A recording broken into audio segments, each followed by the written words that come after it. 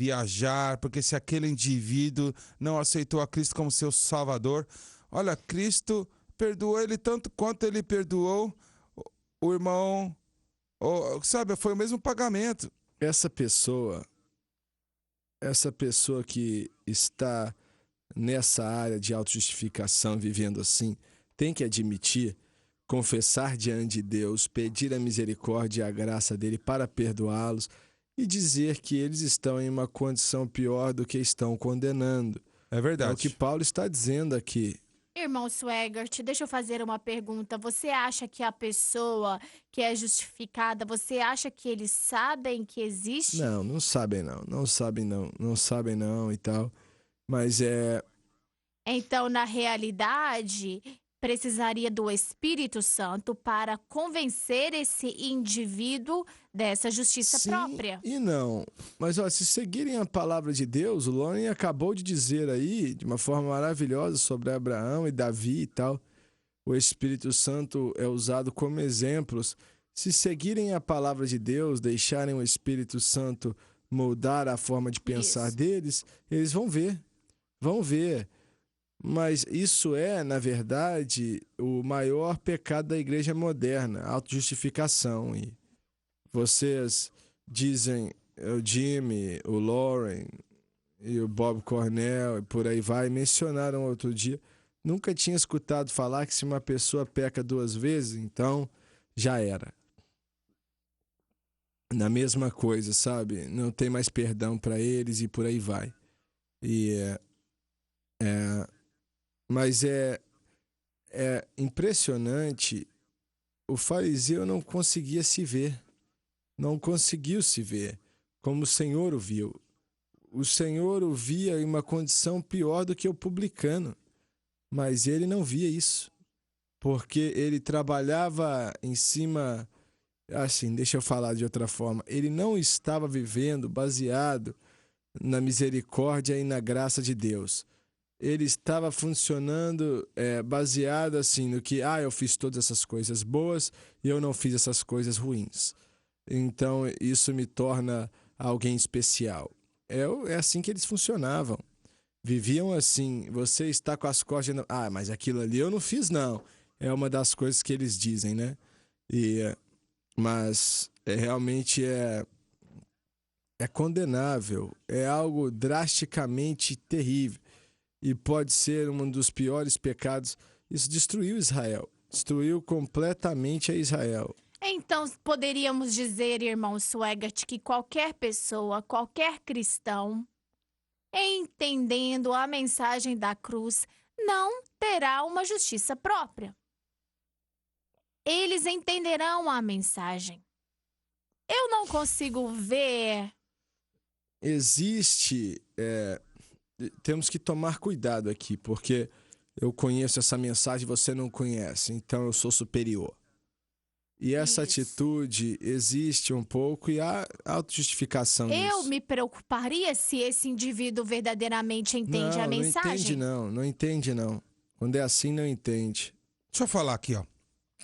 Se podemos pecar, e nós vamos, né? Seres humanos podem seguir em frente, pegar aquilo que a gente entende e errar no alvo. Olha, a mensagem da cruz, o conhecimento da mensagem da cruz, não é assim um estado de perfeição, mas nos abre para sermos aperfeiçoados. E é isso que nós devemos pensar, mas não garante, né? Não existem pessoas que se formam nessa escola. É um pouco difícil para mim poder acreditar nisso, se esse indivíduo entende a mensagem, faz o que Jesus Cristo dizer para eles fazer, que qualquer um que venha até mim, negue-se a si mesmo e carregue a sua cruz diariamente. Seria um pouco difícil para eles entender essa mensagem e se humilhar diante do Senhor todos os dias e andar em retidão. Bem, há uma diferença, o conhecimento e a aplicação, é isso que eu quero dizer. E a única maneira de andar em vitória e a vida abundante, tudo que Deus tem, é chegar ao conhecimento da cruz. Agora, o conhecimento da cruz é o início, é o princípio, não é o fim. É o princípio de algo que é muito mais além do que está no coração do homem, né? Eu olho para mim mesmo e a gente sabe.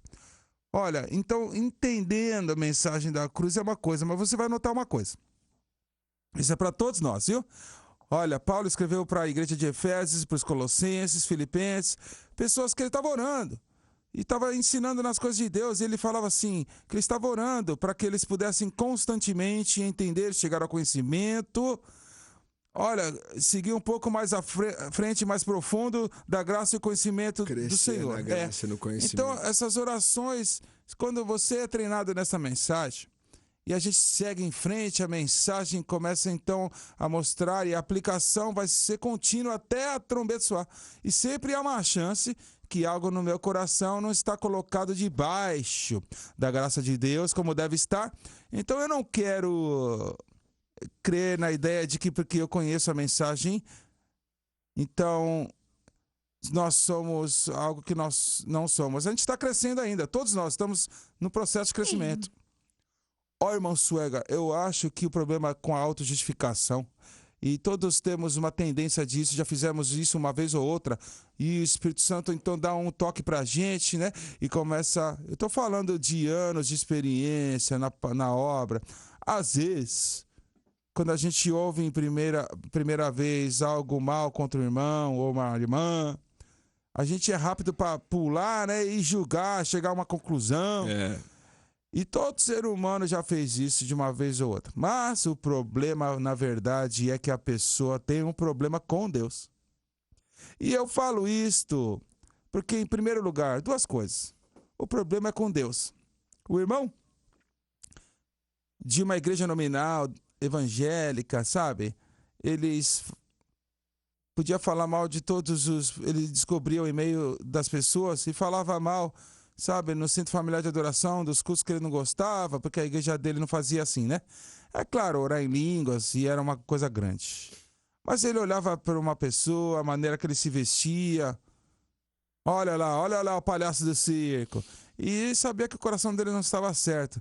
E eu não escrevi de volta, eu nem respondi para essa pessoa, porque eu sabia que eles estavam fora, assim, do normal. Mas um momento ele escreveu e falou assim... Por que Deus não cura todos os enfermos e isso? Então eu entendi. Olha, aí está uma pessoa que está na igreja que não entende Deus e como buscá-lo.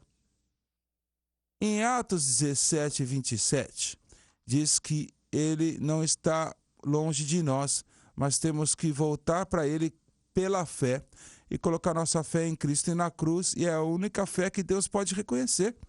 Olha... Sabe, achegai-vos a Deus e ele vos achegará a vós. Então eu escrevi de volta para ele, sabe? Eu vi outras coisas no e-mail, mas eu escrevi para ele e falei, meu irmão, o seu problema, sabe qual é? É com Deus. Não é o que você está vendo, o que você não concorda, não. É isso aí. E ainda falei mais, ó. Eu falei assim, se você estudar mais a palavra de Deus, você entender a cruz, que ele disse que ele entendia, né? Claro que não. Você ia ver. Mas eu notei que é um problema do coração, porque o coração está endurecido contra os outros. Nota essa mensagem da cruz na minha vida, até como missionário, você tem uma compaixão e você se entrega, sabe? Você vai para os cantos escuros do mundo, e onde o pecado abunda, e todo mundo está enfermo com as enfermidades, problemas de pele, tuberculoses, e você clama a Deus a favor deles, e pela misericórdia dele ele os cura e os traz para Cristo. Mas eu notei que a mensagem da cruz, você mantém a sua fé lá, tenta manter em Cristo o que ele fez.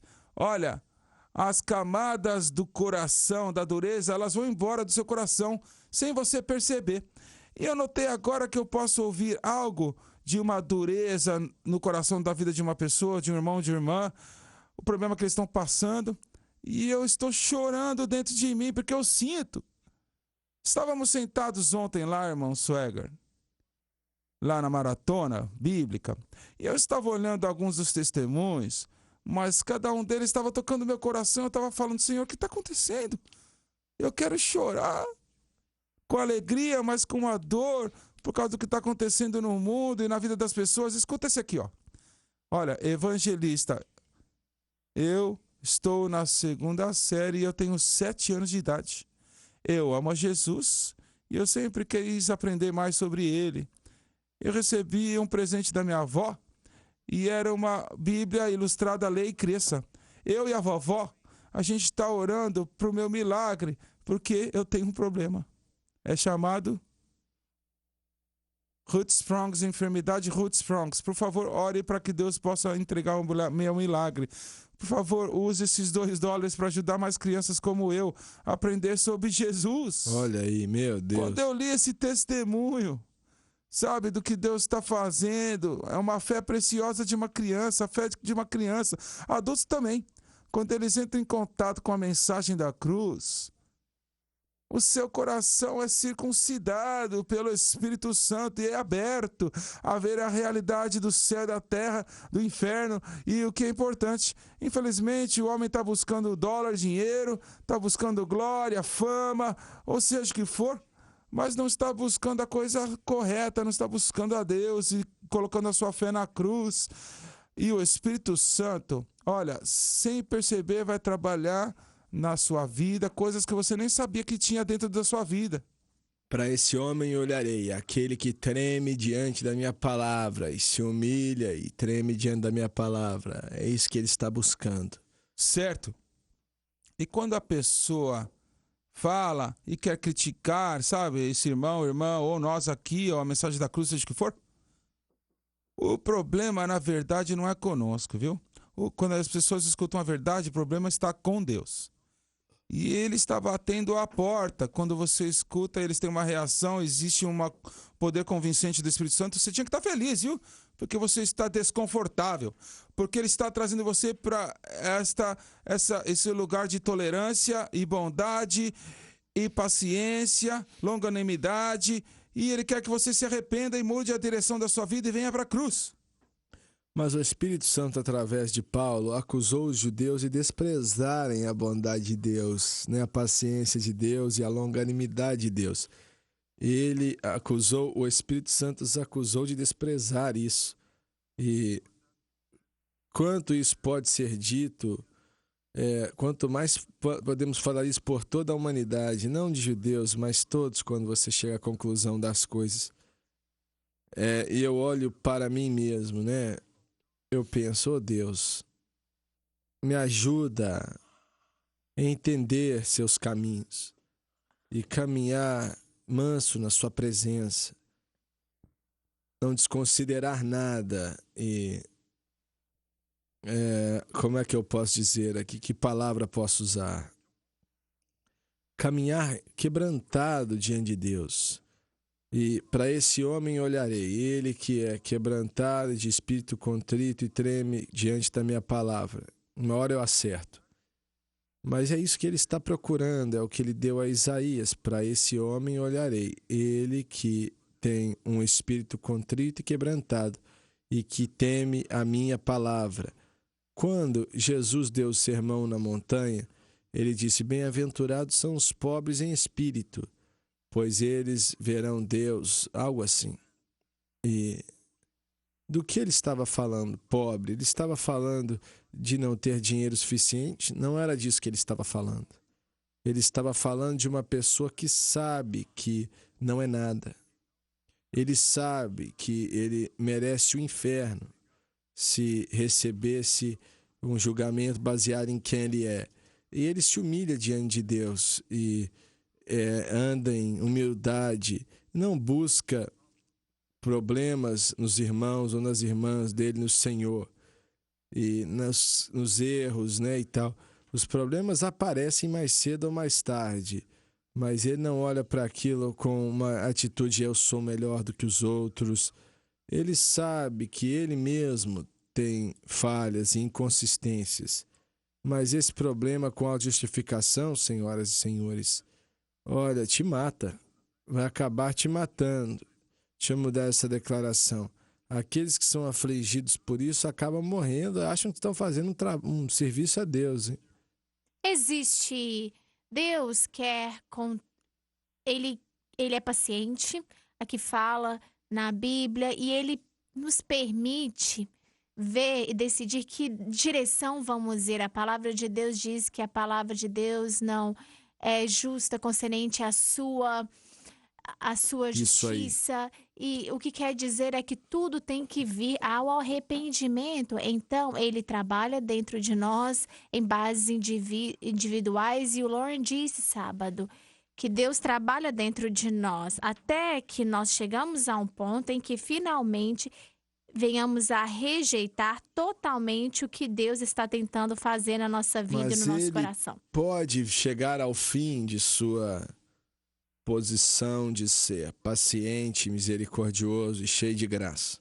Isso. Porque é muito além do que nós imaginamos. Mas ele faz de uma forma que aqueles que encaram o julgamento de Deus, não haverá nenhuma pergunta confrontando eles sobre o julgamento do trono branco, porque Deus voltará a eles várias vezes sobre o tempo que ele lidou, ele trabalhou com eles, até que eles chegam àquele ponto de rejeição da graça e misericórdia de Deus. Então Deus trabalha dentro de nós dessa forma para poder nos levar a esse ponto. A palavra de Deus, olha, nós vamos reagir concernente àquilo, e essa é a pergunta: como vamos reagir de acordo com a palavra de Deus? Vamos aceitar ou rejeitar? E se tornar duro, cego, concernente às coisas de Deus, olha, Deus não vai nos deixar aonde estamos. Deus vai trabalhar conosco várias vezes e nos trazer a um ponto aonde temos que fazer a escolha de aceitar ou rejeitar a misericórdia de Deus. Existe uma cegueira, irmão Swagger, uma dureza no coração que instantaneamente está conectada àquela pessoa que rejeita a oferta de Deus, uma clemência, a graça, a bondade. Misericórdia. E é tolice, né? Não faz sentido. Mas, mais uma vez, a pessoa escolhe, né? Quando a pessoa escolhe obedecer e receber o que Deus entrega, e você falou algo que é exatamente correto. Se nossa vontade justa diante de Deus, então a gente vai ter justiça. Mas se negarmos a cruz e desejarmos uma outra direção, o pecado terá domínio sobre vós. Sabe, a palavra de Deus fala, a dureza vai acontecer, a cegueira, e vai progredir, viu? Às vezes não é de uma vez só, mas a ira de Deus vai ser revelada. Você não se livra disso, não. Mas Deus progressivamente vai permitir que a dureza do coração entre até que seja impossível, quase impossível, né? Que esse indivíduo possa voltar para o caminho. Mas se eles se arrependerem e reconhecerem os seus caminhos errados, em um momento a graça de Deus pode limpar e purificar e mudar. Sempre vai, mas essa pessoa, por exemplo, o poderoso batismo com o Espírito Santo começou a ser derramado, tendo que ir para o intervalo, na virada do século XX, enquanto haviam milhares e centenas de milhares de batistas episcopais tal, que eram batizados com o Espírito Santo, a liderança rejeitou. E continuaram a rejeitar até hoje. E, pelo menos no que sabemos, né, não havia quase nada acontecendo para Deus na igreja deles. Você olha hoje, é só uma rotina no meio deles. Agora, a igreja está diante da mensagem da cruz. Da mesma forma que a igreja viu o batismo com o Espírito Santo há 100 e tantos anos atrás. A mensagem da cruz está aí, e se continuar como foi antes, milhares e dezenas de milhares vão aceitar. E Deus vai levá-los a lugares mais altos do que já conheceram antes. A liderança, no entanto, vai rejeitar. Eu não sei se você já pensou nisso, mas estamos seguindo o mesmo padrão, né? No dia de Pentecostes, nós vimos o batismo com o Espírito Santo, mas seria, sei lá, 15, 20 anos antes que a igreja entendesse, né? O batismo em Cristo. Verdade. Estamos seguindo o mesmo caminho. Você está certo. Se você rejeitar um ou outro, você vai se encontrar, então, pro lado de fora da graça de Deus. Voltamos já. Experimente a diferença na rede Sun Life de televisão.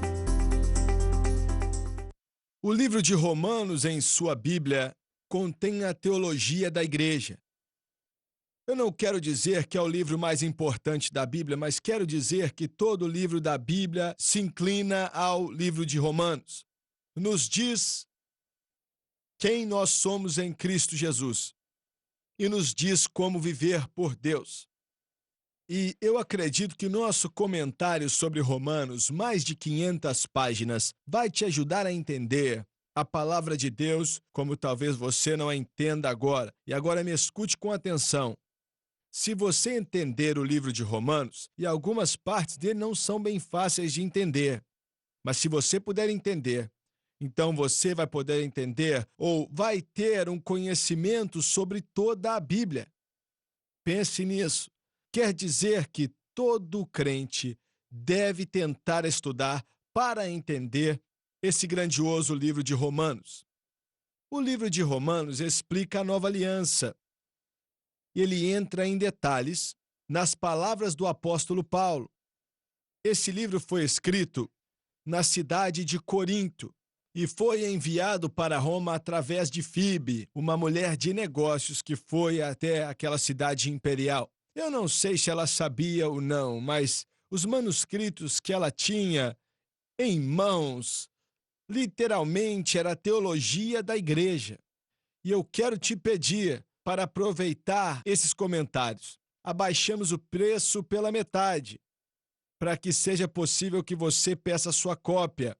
Ele tem mais de 500 páginas, o livro de Romanos, o nosso comentário em Romanos. Todo versículo é explicado aqui. E eu vou esperar a sua ligação.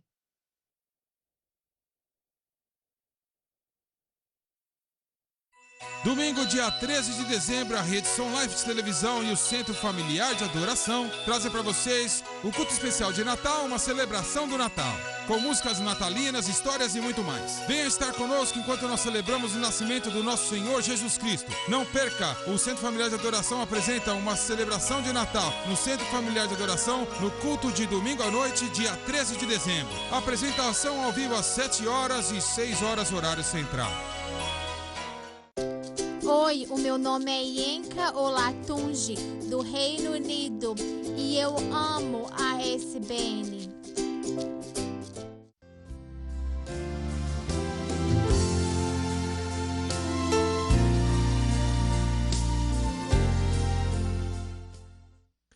Muito bem, estamos de volta e Paulo aqui fala da questão judaica, da questão dos gentios, que era conhecida, né, pelos chamados membros da igreja da época.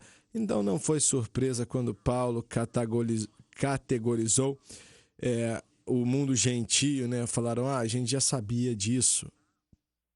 Mas agora ele está falando com o povo judeu. E até pior. E a razão pela qual é pior, porque o mundo gentio não sabia. Andavam em uma ignorância, né? Uma neblina de ignorância. Adoravam espíritos demoníacos, não sabiam nada de Deus. Os judeus sabiam. E por causa do fato de conhecer a Deus, eles também foram recipientes de bênçãos incomparáveis durante os séculos. Então, o que eles faziam era muito pior, pois sabiam bem.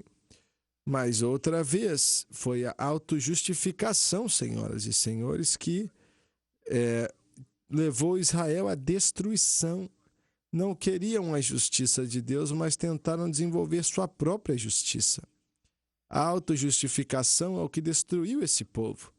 É por isso, olha, os espalhou no mundo inteiro por 1900 anos.